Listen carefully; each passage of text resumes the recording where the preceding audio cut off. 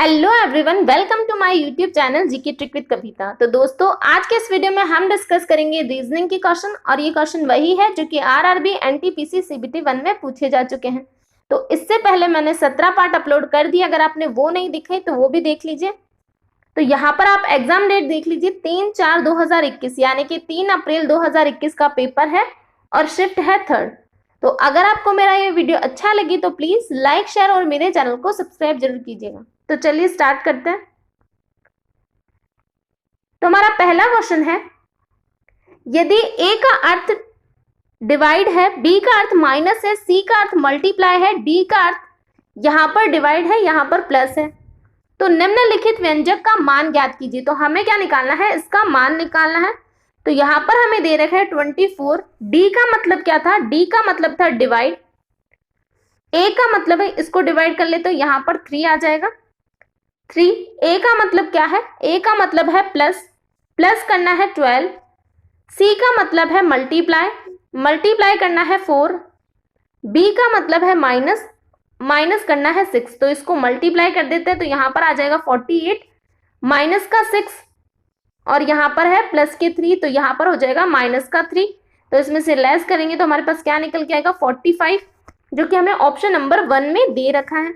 Next question.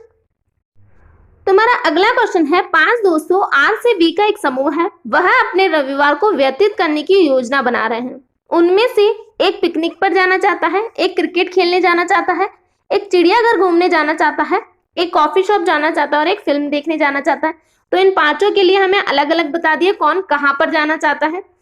तो हमसे आगे बोला गया है, आर ना तो पिकनिक पर जाना चाहता है, ना ही कॉफी शॉप में जाना चाहता है। एस को क्रिकेट खेलना या देखना पसंद नहीं है। टी और वी में से एक पिकनिक पर जाना चाहता है, तो यहाँ पर दोनों में से एक पिकनिक पर जाएगा, इतना हमें पता है। इनके अलावा कोई और पिकनिक पर नहीं जाएगा।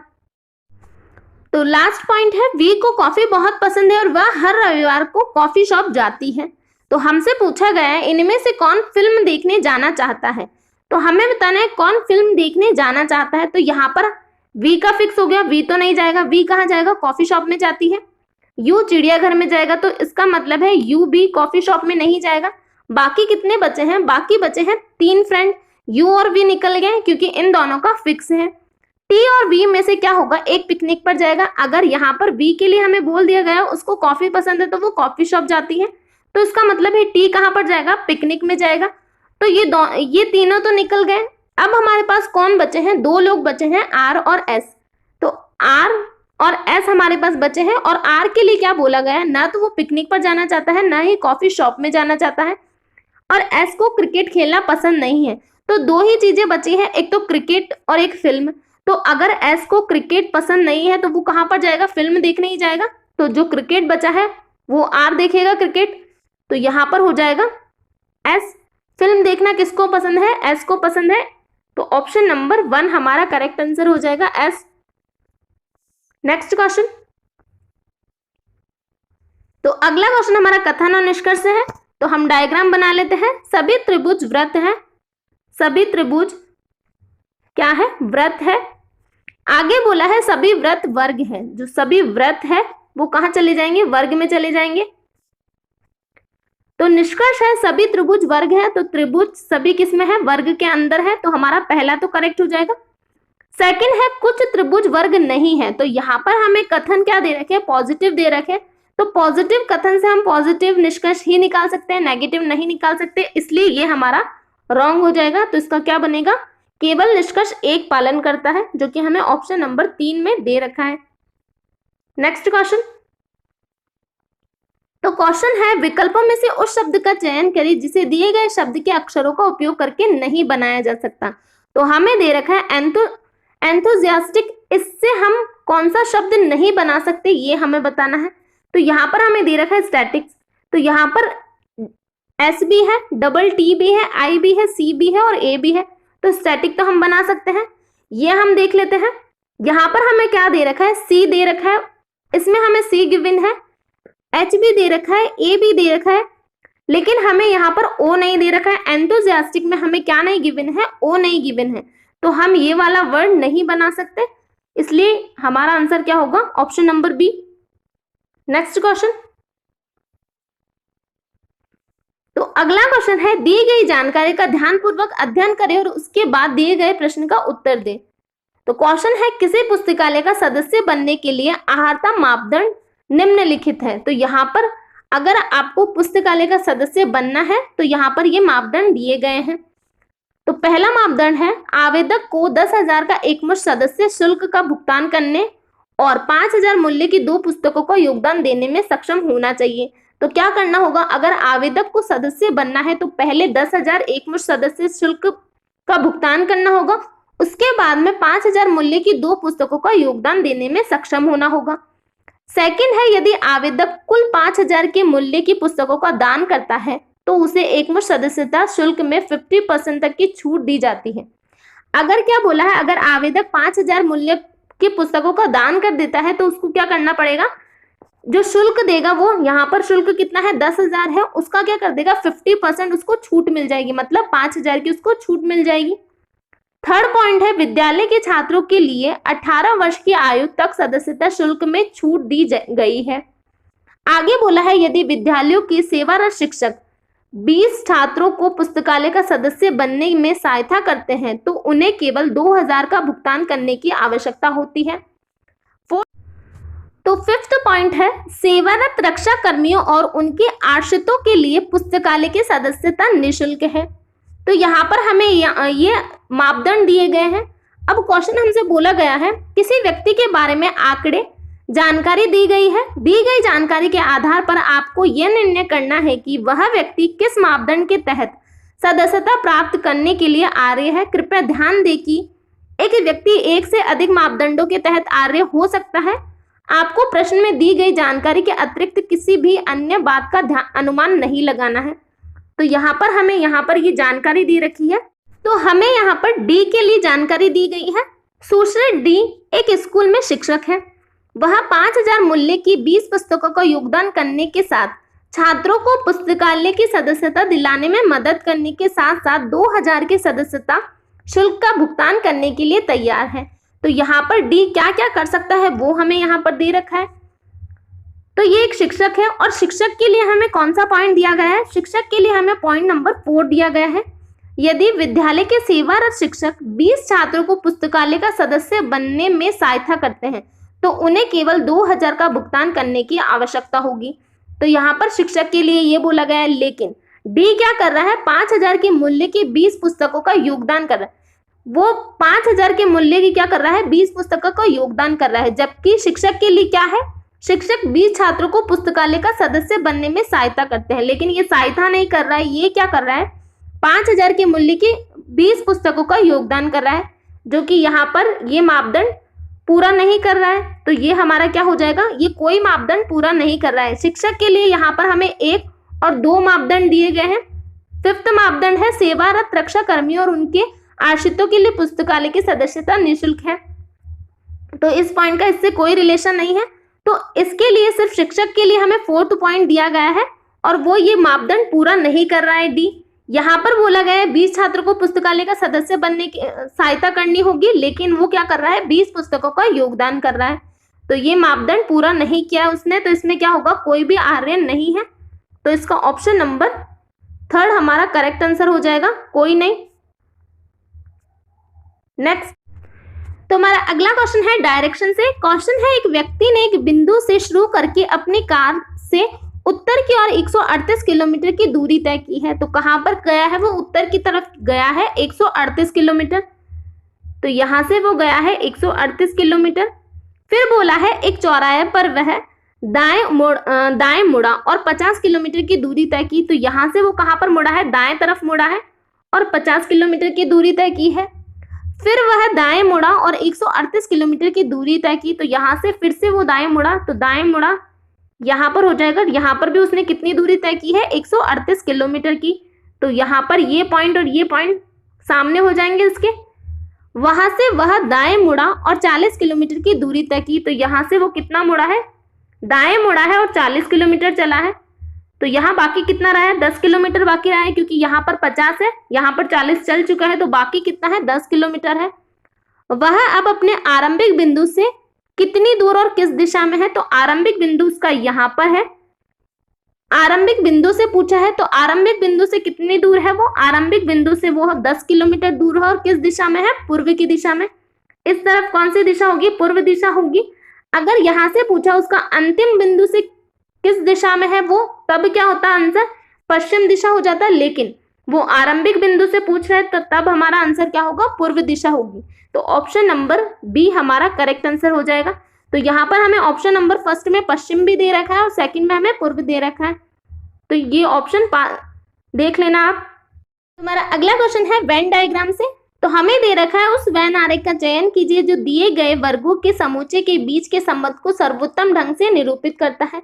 तो यहाँ पर हमें दे रखा है फल, बिल्लियां, आम।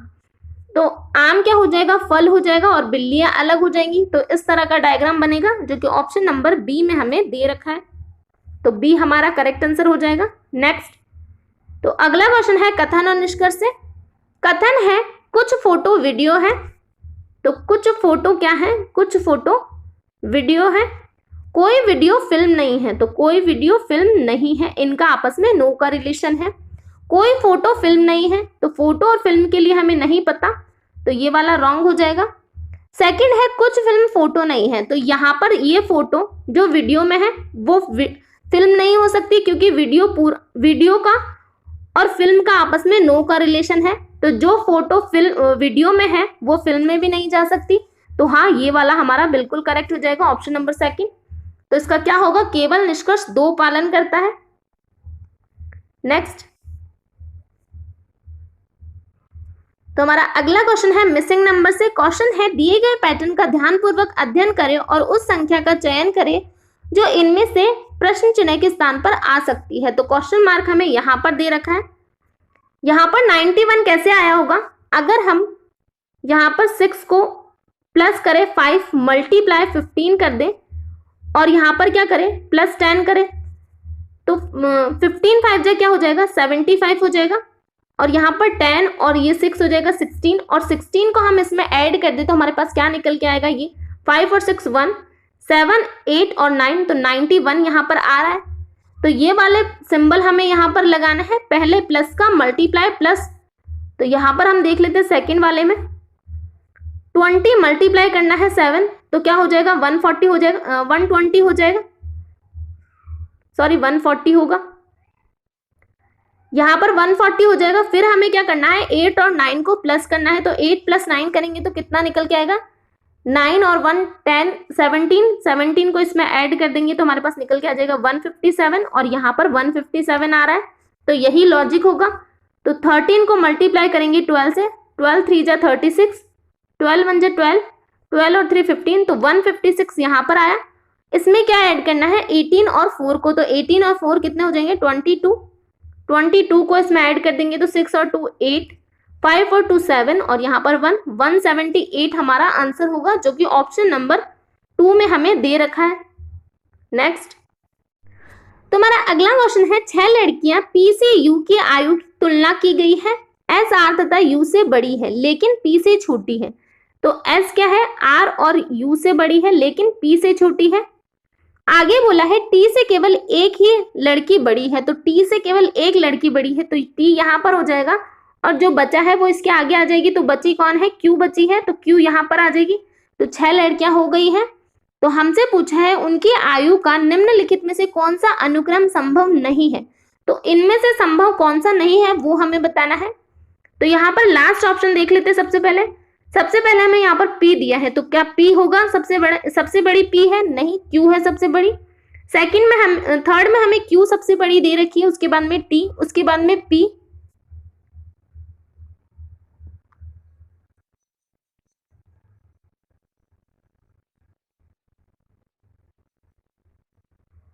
तो यहाँ पर हमें P दे रखा है, S दे रखा है, R और U दे रखा है, तो यही होना चाहिए हमारा आंसर।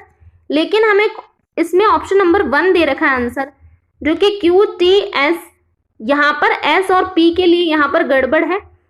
इसमें हमें बोला गया है S R तथा U से बड़ी है। तो S किससे बड़ी है, S R और U से बड़ी है लेकिन P से छोटी है। तो P से छोटी है S, तो इसी तरह बनना चाहिए ये, लेकिन यहाँ पर हमें S बड़ी दे रखी है और P छोटी दे रखी है, तो ये तो नहीं होगा। तुम्हारा ऑप्शन नंबर थर्ड करेक्ट होगा, QTPSRU, और हमें आंसर ये वाला दे रखा है तो ये नहीं होगा। तुम्हारा अगला क्वेश्चन है ब्लड रिलेशन से। क्वेश्चन है एक लड़के की फोटो की ओर इशारा करते हुए मोहन ने कहा वह मदन की बेटी है। तो लड़की कौन है? लड़की मदन की बेटी है।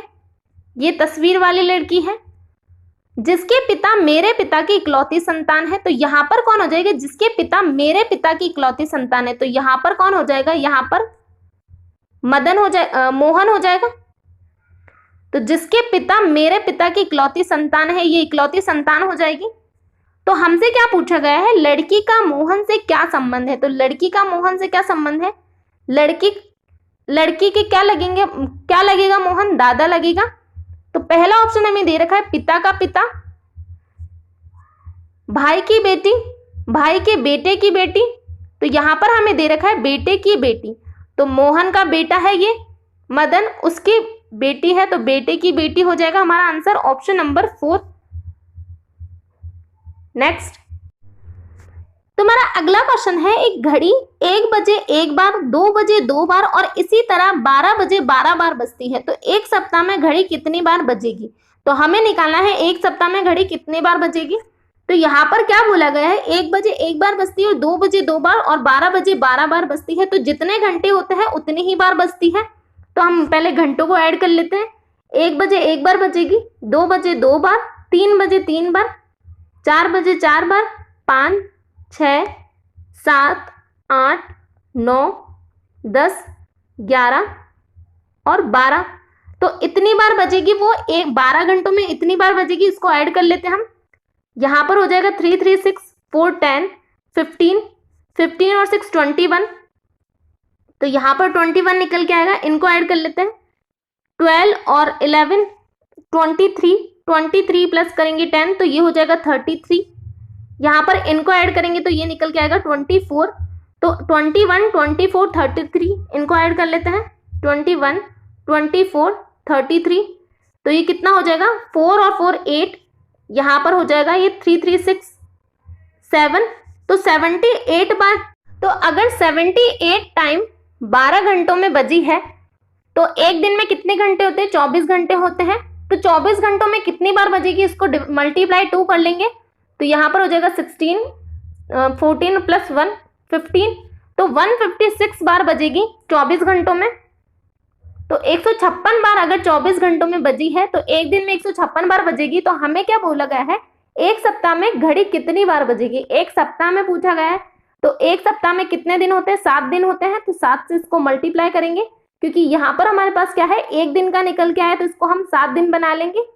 तो 6 7 जो 42, 4 35 और 4 9 39, 3 7 1 जो 7 और 3 10। तो कितने बार बजेगी? 1092 बार बजेगी वो एक सप्ताह में, जो कि हमारा ऑप्शन नंबर 4 हमें दे रखा है। Next question. तो अगला क्वेश्चन है उस विकल्प का चयन करें जिसका तीसरे शब्द के साथ वही संबंध है जो दूसरे शब्द का पहले शब्द से है। तो हमें यहाँ पर दे रखा है जल, प्यास, भोजन। क्या? तो जल से क्या होता है? प्यास बुझती है। तो भोजन से क्या होगा? खाना, होटल, पकाना या फिर भूख। तो भोजन से क्या खत्म होती है? भूख खत्म होती है। तो ऑप्शन नंबर 4 हमारा करेक्ट आंसर हो जाएगा। तो अगला क्वेश्चन है किसी विशिष्ट कूट भाषा में फूड इज हॉट को ये लिखा जाता है, टी इज रेडी को ये लिखा जाता है, कोल्ड एंड हॉट को ये लिखा जाता है, आई एम रेडी को ये लिखा जाता है।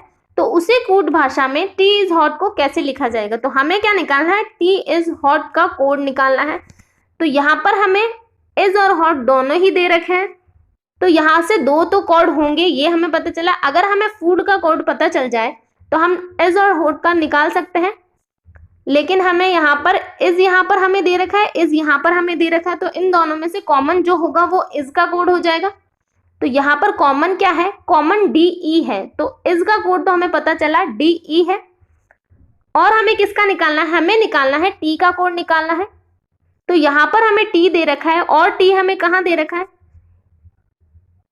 हॉट का भी निकालना है। तो हॉट हमें यहाँ पर दे रखा है, हॉट हमें यहाँ पर दे रखा है फर्स्ट में और थर्ड में। तो इसका क्या हो जाएगा? इन दोनों में हम कॉमन देख लेते हैं। तो मिल है इसमें कॉमन, MIL। तो हॉट का कोड हमारे पास आ गया। अब हमें किसका कोड चाहिए? टी का कोड चाहिए।